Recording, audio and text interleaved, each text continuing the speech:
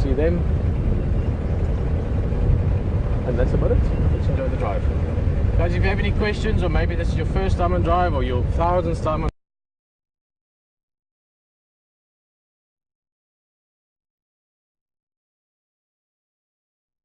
name, tell us where you're from is also nice. And that's about, I think, what I should have to say for now. Sorry, we're a little bit rushed getting ready, so I'm just getting my head into game drive mode, which is probably my favorite mode to be in. It's nice and cold. Rafi, you warm enough? I'm fine, thank you. So did you ever think that you'd have your birthday in Africa, No, Raphael? It's a very pleasant surprise. Enjoying it thoroughly. Brilliant. And wild dogs. Yeah. One of the most endangered species in the world, for that matter. One of the most endangered big species, the large mammals. So that was a gift. Definitely.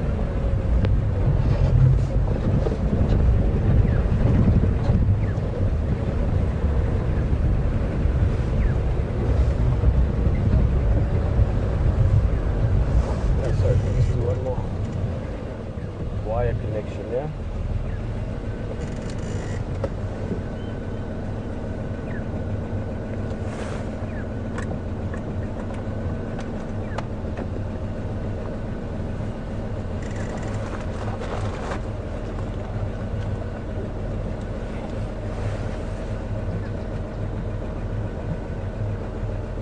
There we go. Got to chat to the game drives. They're also leaving. Some of them around this time, some of them a little bit earlier. Morning Djuma stations, anyone out?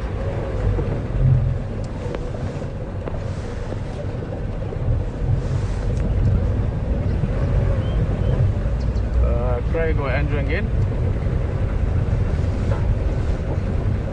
Oh, it seems they're all sleeping late. Maybe with this cold wet weather the guests are deciding to drink their coffee a little bit slower before they go out.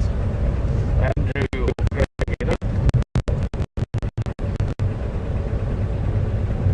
morning Mfogunjani. A little steenbok there, tiny little antelope, they're beautiful. Morning for Andrew, we booked them at Dutch inside Manuleti, but they were heading southeast. So maybe they're on the sort of northwestern boundary of Buffelshoek, Manuleti. You can book out there later.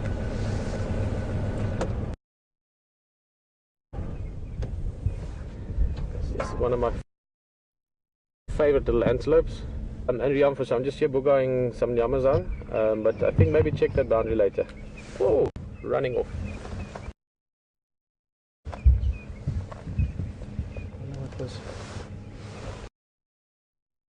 Little bird alive. They're the smallest antelope you get in this part of the world. You get other smaller species than that, even up in Namibia, northern Namibia. Smallest antelope you get in this part of the world. You get other smaller species than that, even up in Namibia, northern Namibia, where I'm from. You get something called a dik-dik, which is tiny little antelope. But that was a male steenbok. Only the males have got the horns. The females are hornless. So guys, I was just telling Andrew then, he's from one of the lodges further to the east, but they drive right up to the northern boundaries of Sabi Sands. Just to give you an idea, you've got Sabi Sand Game Reserve, which is where we are in. Djuma is part of it, Arathusa and so on.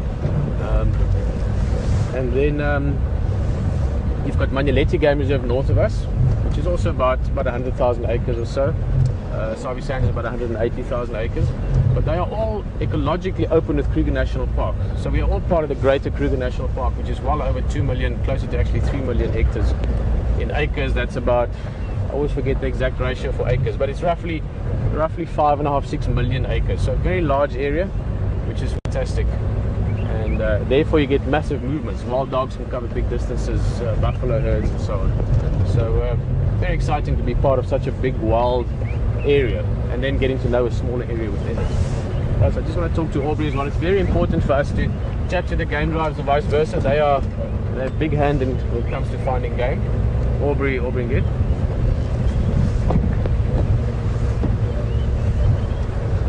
Very good, thanks Aubrey. Nice morning this morning. Aubrey, we booked them a Dutch, that same one from the other day, but inside Manuleti. maybe 1 kilometer north of the northwestern. Maybe there, I don't know if it's a good one anymore, but your Downs Dam or somewhere on that northeastern boundary, they can pop up later.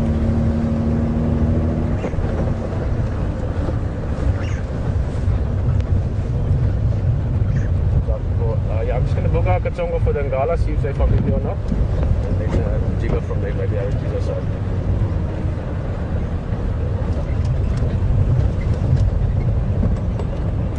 Alright, the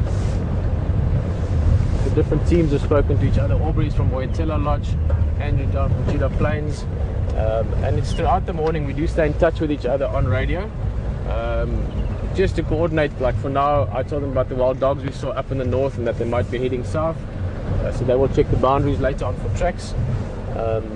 Also the guides work in guide and tracker team, so sort of like myself and Rafi are a team this morning. They operate like that, and they've got a tracker that has a great seat right in the front corner of the vehicle, so you can literally see as they move along before the car can drive over any tracks. They can spot the fresh tracks, and these guys are really good. They're phenomenally good trackers, and that's how a lot of the animals are found. So in the mornings you coordinate, okay, roughly we're going here, you're going here, just a rough idea that we spread out in sort of a pattern, and then feedback is given about, let's just have a look. This is always a nice view. One sleepy hippo there in the water, Boyatella Lodge in the background.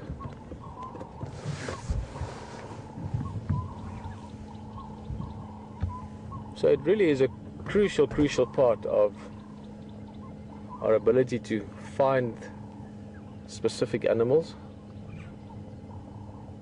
and all really nice guys. I mean, I'm fortunate that having worked here in the past, I know a lot of them. A lot of them are good friends. Quite a few of them. I mean, both Aubrey and Andrew were trackers when I guided here. Andrew started tracking. I was one of the guys that worked with him early on. Aubrey's been tracking for a long time, so they know this area extremely well. Literally like better than the back of their hand. And generally also really nice guys. The Shangaan people or the Tonga people, a difference in that, but essentially the same cultural group. On sort of being close in family. That almost looked like a crocodile, Rafi. That log. You can see lots of dung and tracks and things just as we're looking along the edge of the water there.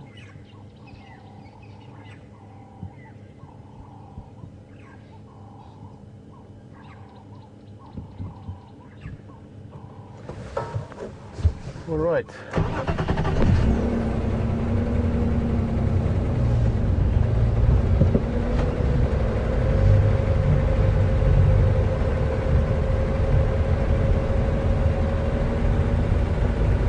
Weather is just holding. We had a few drops earlier on, just after we started.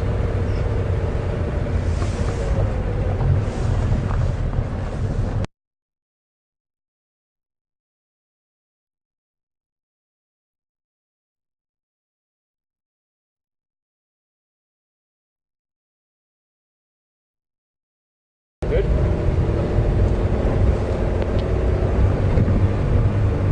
Yeah, that's perfect. Thank you very much. We've got canvas covers and things for the finds its way into things, but that's perfect. Thank you, Alex.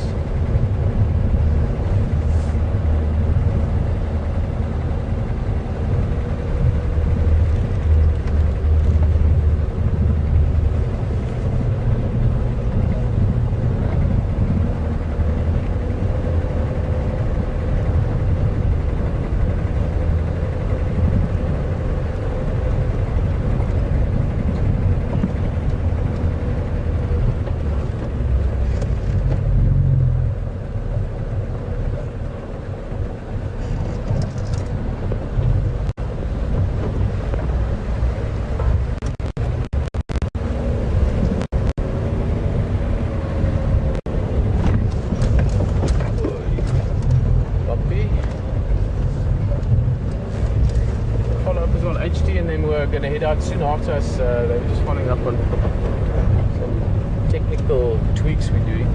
It's good to see there.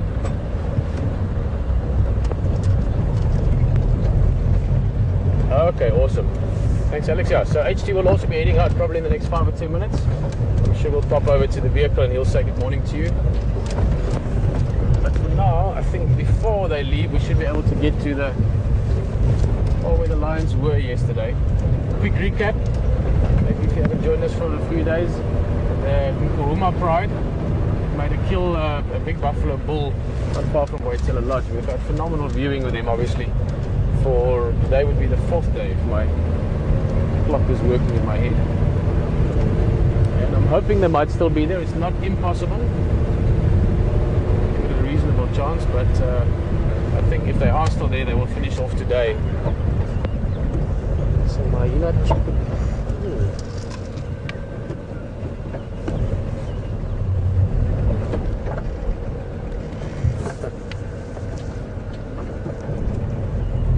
difficult to show you the tracks, but that's tracks from a white-tailed mongoose, which is, I don't know, we don't see that often. We used to, years ago, we had one on quarantine that we would see quite often at night.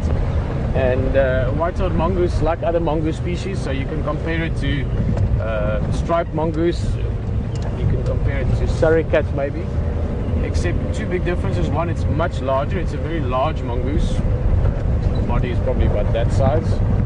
And then also sorry, I'm just listening to two different radio guys. Different guys talking there. So it's a larger mongoose species, but also very important difference is they are solitary. In other words, your banded mongoose, dwarf mongoose that we've looked at, suricats or meerkats, they are all group animals, whereas white-tailed mongoose are solitary. You might see one, you see them at night, you don't see them in daytime.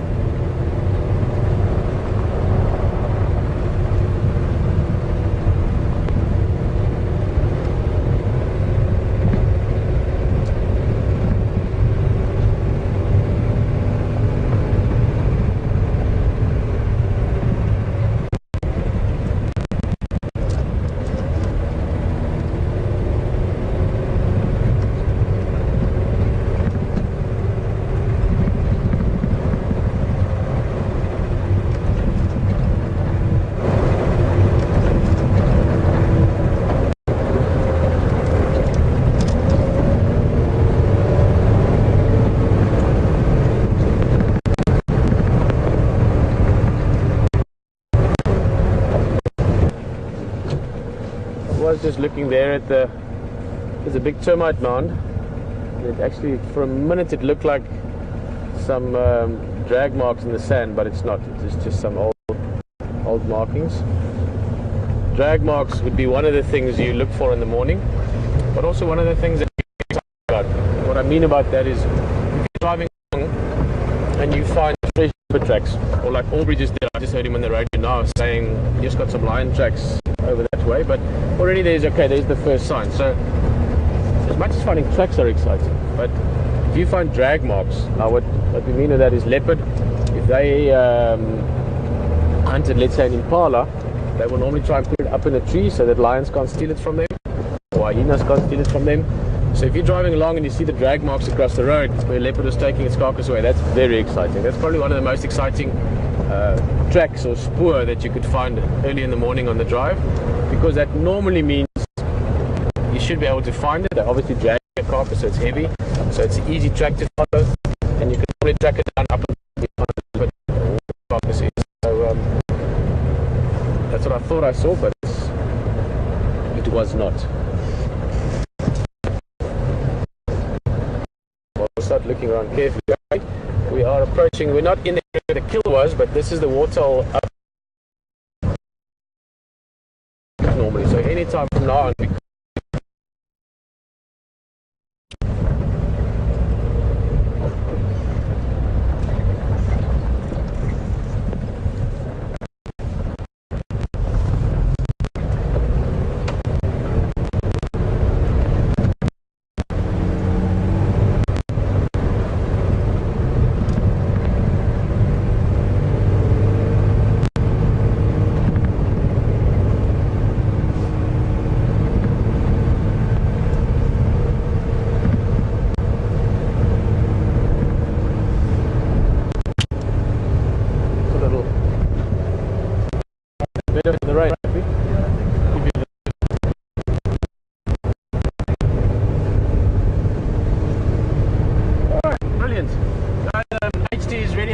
well, and you can jump on the vehicle with him a bit, say good morning, and we'll get back to you if the lion's there. We're quite close now, so we'll speak to you shortly.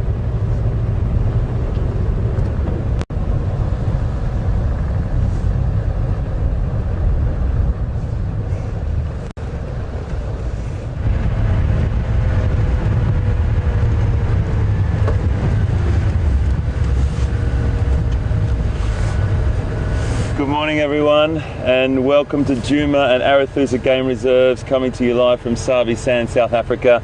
My name's Hayden Turner, or HT. Pete's already out looking for the lion. I'm going to head down here and have a little bit of a look around for, of course, leopard.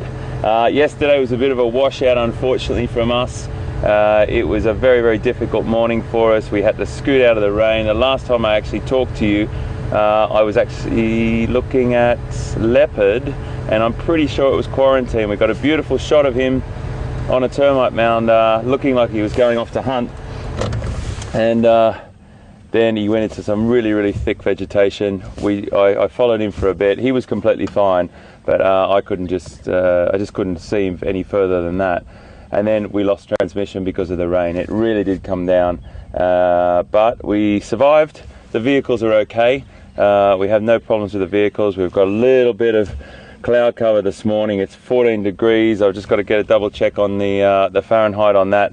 But it's a really, really tricky one for us. The weather is fantastic. It's a good opportunity. The temperature, I mean, is a good opportunity for us to see predators. But if the rain comes down, which is just a little light mist at the moment, it could be a bit tricky for us. So, of course, we'll keep you posted and we'll let you know what happens. But we may have to scoot to cover if the rain does come down.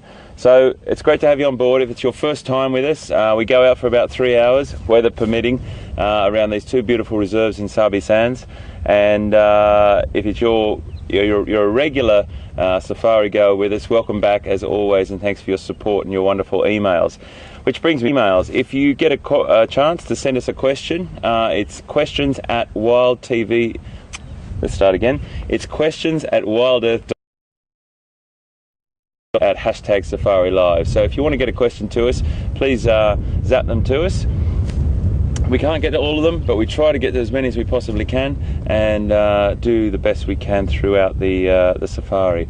So we're going to head on down through these areas now. Pete's on the other side of the reserve, and then I think Pete's going to go over to Arathusa. I'm going to really crisscross Djuma this morning, looking for potentially quarantine or any other leopard that we can. Let's get going.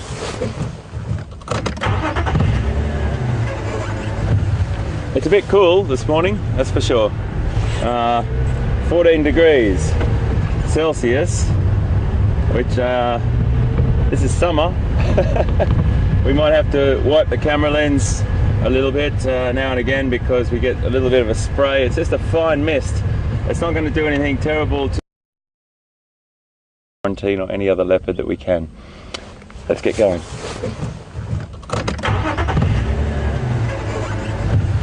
It's a bit cool this morning, that's for sure. 14 degrees Celsius, which this is summer.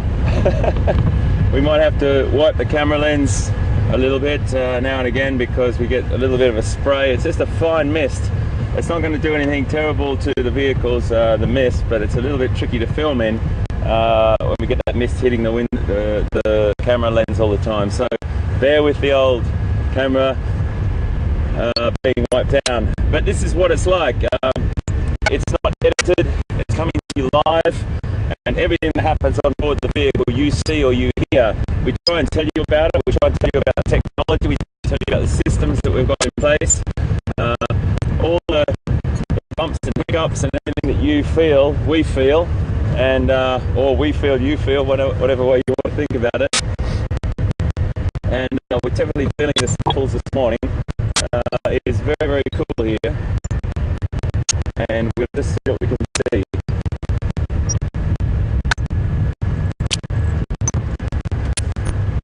Something really interesting happened this morning. I'm not sure if Pete mentioned it to you, but we were coming from our camp to the reserve, and we came across the wild dog.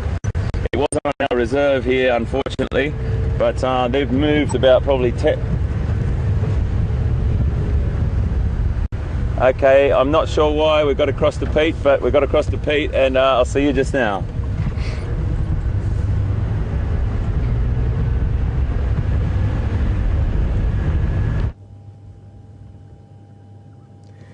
Well, we made our way into what was the buffalo kill, and as you can see, not much left. The horns and the ribs, the horns and the bones. And as we were coming in, there were some vultures. They've flown off, and we can maybe see him again, just there, just through the twigs and the leaves there. There's a spotted hyena. He should walk out. There we go. That's just on cue. Perfect. Full belly. In fact, I wonder if she's not pregnant, perhaps. Let's see. She's going to come around to the carcass, I hope. And that's a belly fuller than just lots of food. And I see the mammary glands were swollen. We just see we can't move too much at the moment. We're in a dip here, so signal's a bit tricky. But I think she'll build up towards coming to the carcass, unless this is from a different clan, not the one that we see more often further south, because they're super relaxed with vehicles. Now, hyenas people typically associate with scavenging. Hyenas can also hunt. They do also hunt. But when the opportunity is there, they like scavenging. They've got incredibly powerful jaws. So they'd be able to chew through a lot of these bones. Although buffalo bones are quite big and quite tough, but they would be able to gnaw away at some of it still. And so the story ends. You can see that whole area has been flattened by all the paws and the lions moving around, as well as the different things that came off the buffalo carcass itself. I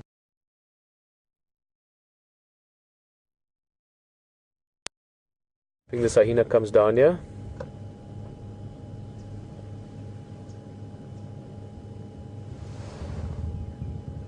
Just looking at it.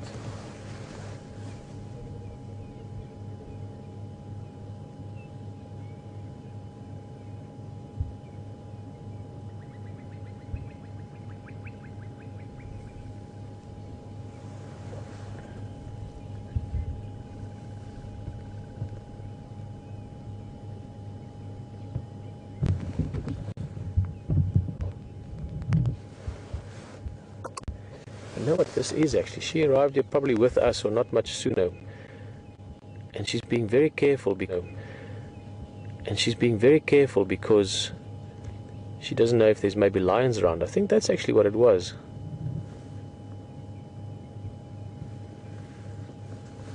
I think that's exactly what it was. You can see she's looking around a lot, checking all the time. Especially, as I said, it does look like she's heavily pregnant.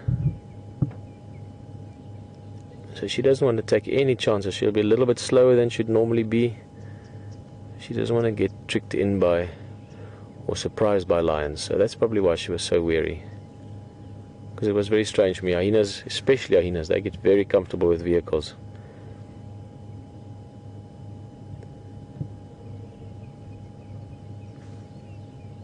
They're awesome animals. I like hyenas. Still looking around a lot.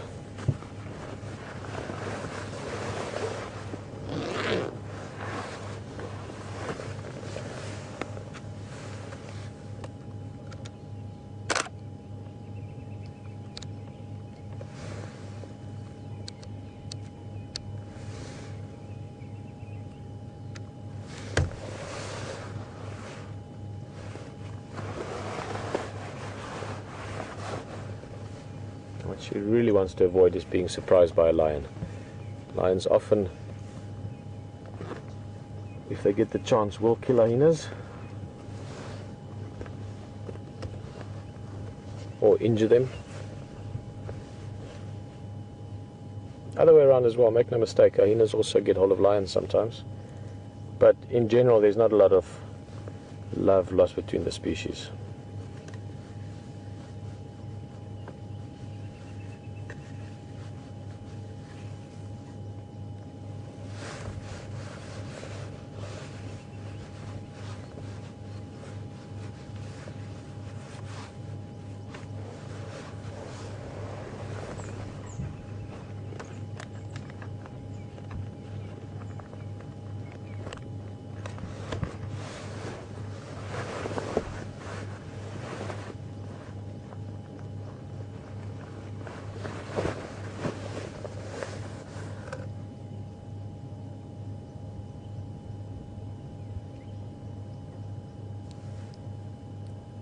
very, very alert, very wary.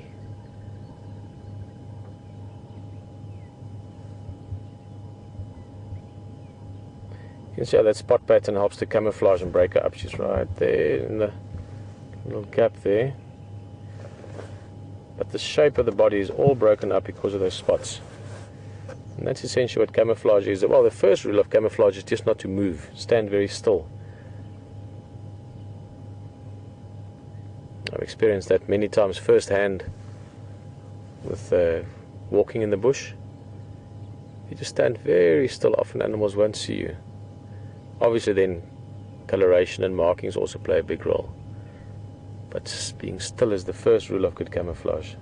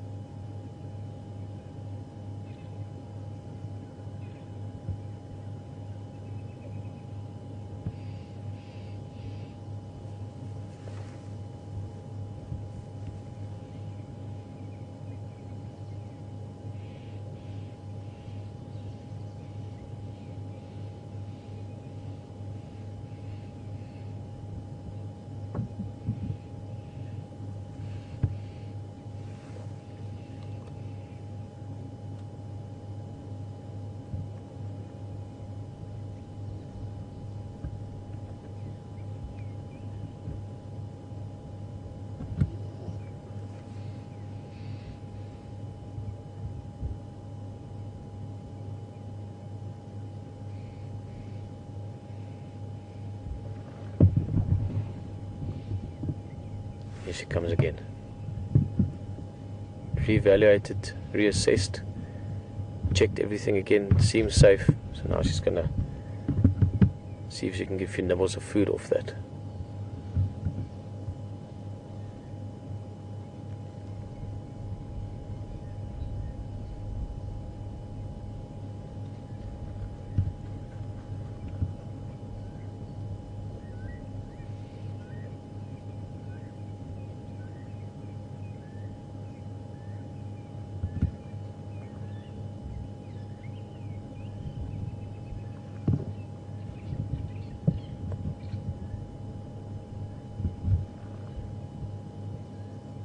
See how the ears are working the whole time?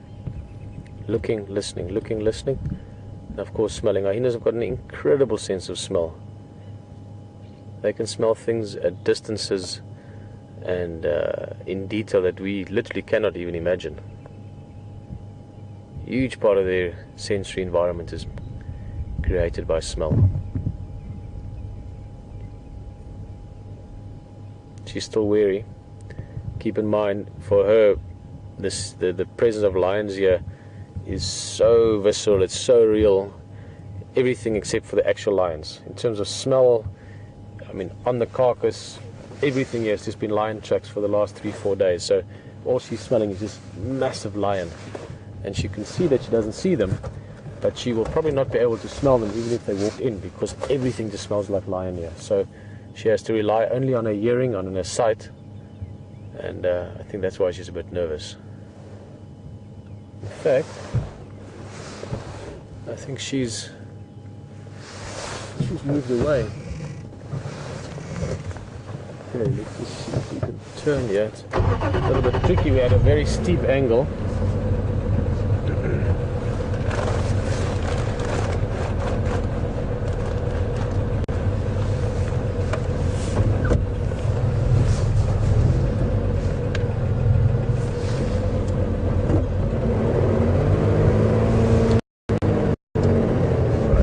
Michelle, I'm going to answer your question very shortly. So I'll first get us out of here. It's difficult to see from where you're sitting, but we're a bit of a funny angle and everything's a bit wet and slippery. So make sure get on stable ground. It's fit.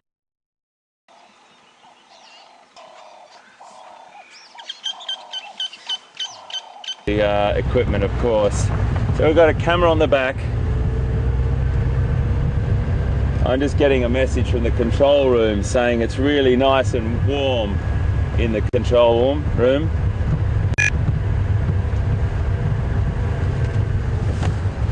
Nice and toasty in the control room, they tell me. Nice coffee and tea, they just said. So funny.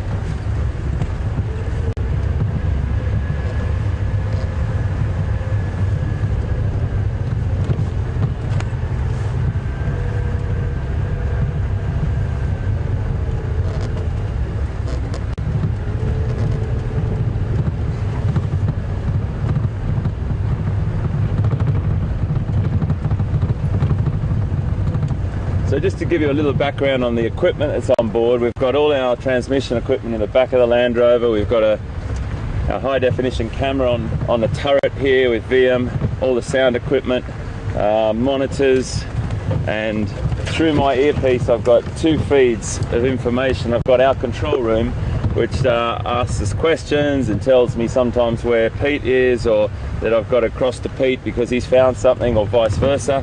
And then also I've got a feed of about 20 different guides speaking and telling us if there's anything around. And yeah, so you've got to have all your senses operational. And we do our best to try and listen to everything. And when we drop down in these little dips, we might lose signal a little bit. It's inevitable with the topography that we've got here. But we do our best to bring it to you live.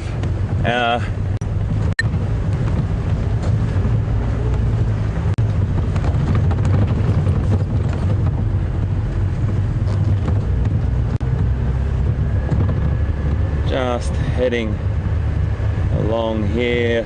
We're going to cross. Oh yes, leopard. Okay, we've got leopard. Just under that tree over there. Yes! I'm not sure who it is. I think it might be quarantine, or is it... Just gotta have a look through my binoculars. I can't see a face. Can't see a face, but we've got leopard. Oh yeah. You beauty. Let's have a look who it is.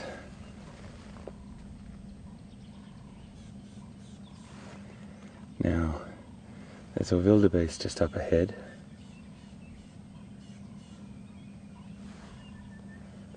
I can just see. Wildebeest has spotted him. I think it's... Oh, goodness. He's planted something up the tree. I think it was a baboon.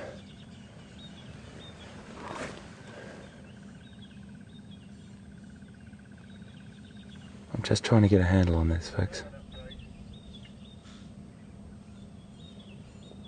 Is it quarantine? I think it's Karula, actually. I think it's Karula. She's got a kill and she just went up that tree with it, but it fell down. Just trying to see what the kill is. Oh, it's a baby wildebeest. That's what it is.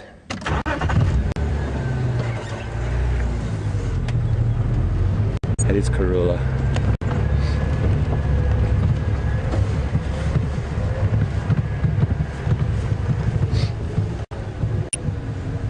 Let's just follow her. I can still see her.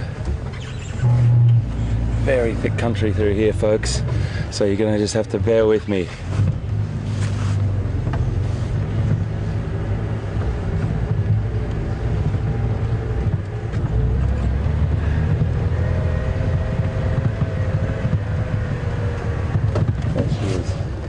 There she is.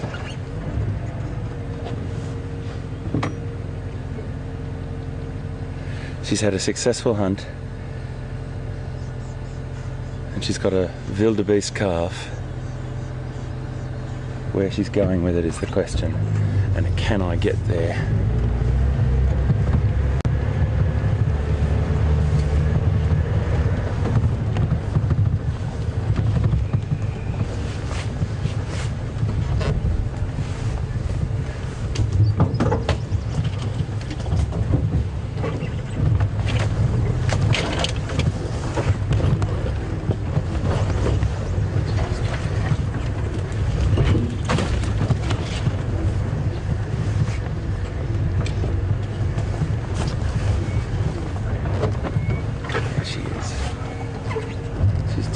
through here, folks. She's coming through just now. There she is.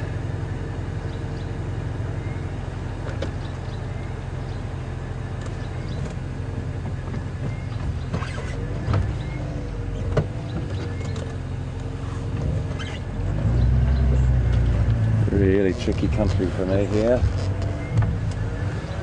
Goodness gracious, where am I going to go here? Okay, let's just have a try across here. She might be going for that marula tree over there. Just don't want to lose her. Just drop down into this.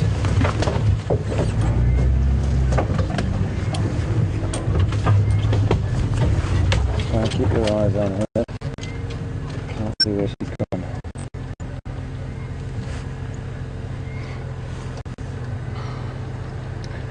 I'm just below the Central Road between Voyatella Dam and Central Road, quite close to where we saw Quarantine yesterday morning. Still trying to follow her. If you could get a call out to the radios for me, Control, that would be great. But I'm just struggling to see her at the moment.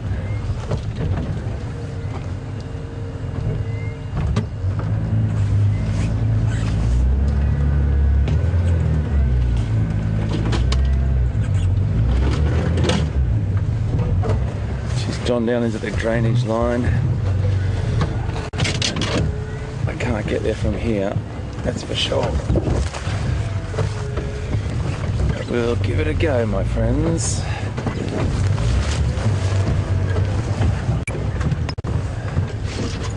What's the aerial here? There she is, there she is. There she is, up that tree.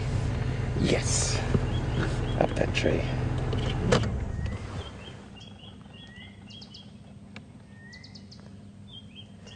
We got her. There she is, just at the bottom of the screen there. Perfect. Well done. Okay.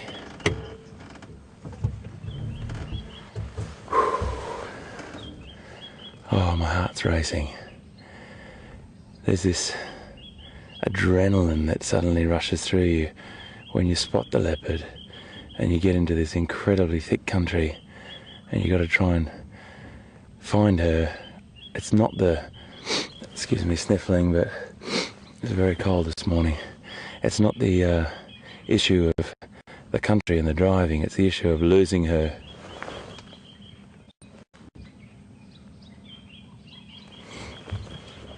There she is, my goodness, look at her. That is beautiful.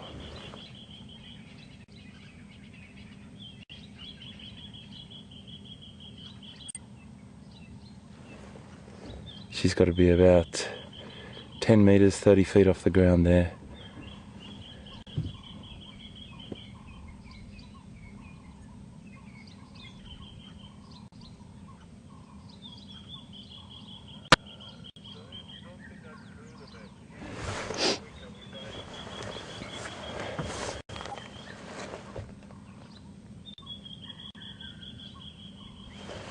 I'm still trying to verify whether this is Karula, my friends. I'm terribly sorry, but I'm just a bit unsure. Just looking through the binoculars.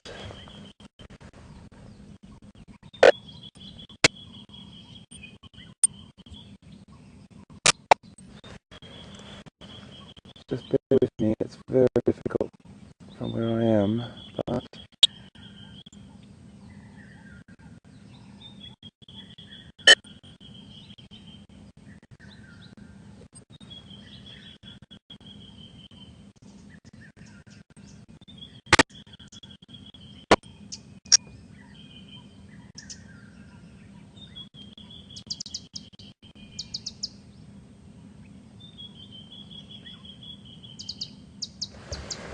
still just trying to get a really good visual on her, or him for that matter, but I think her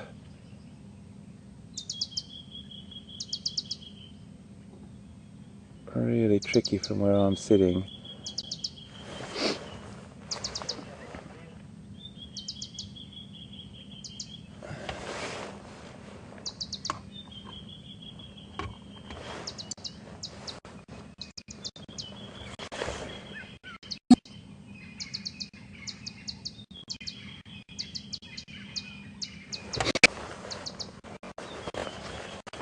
Just keeping eyes, folks. I'm just having a really good look to see.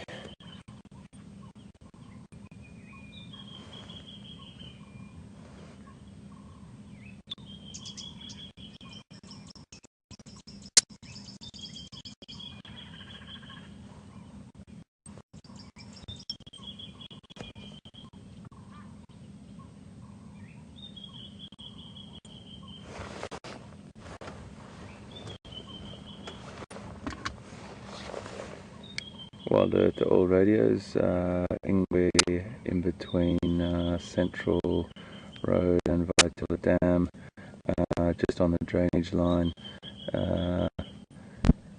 just one vehicle on lock.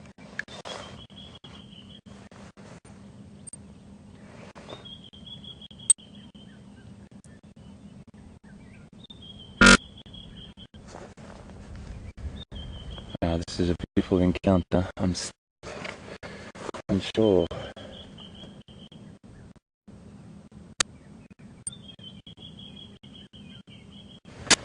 So if anyone can help me with this would be great. If anyone could recognise this leopard and help me, please tweet or send us an email, and you can be part of this identification.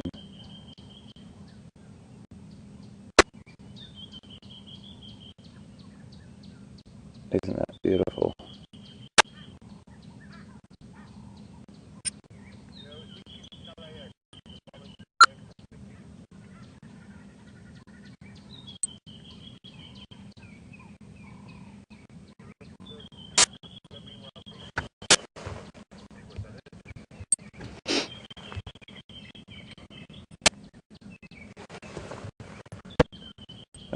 This is such a fantastic start to the day, folks.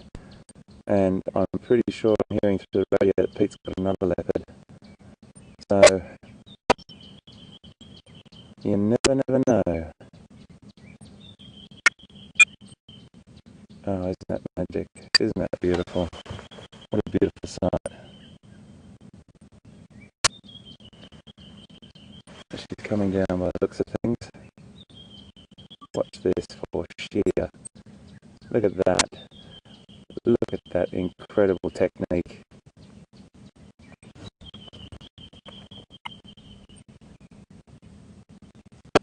Used her, actually a male.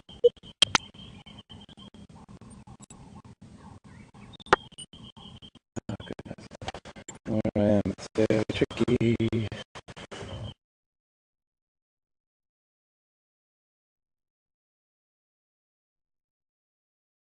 2 a.m.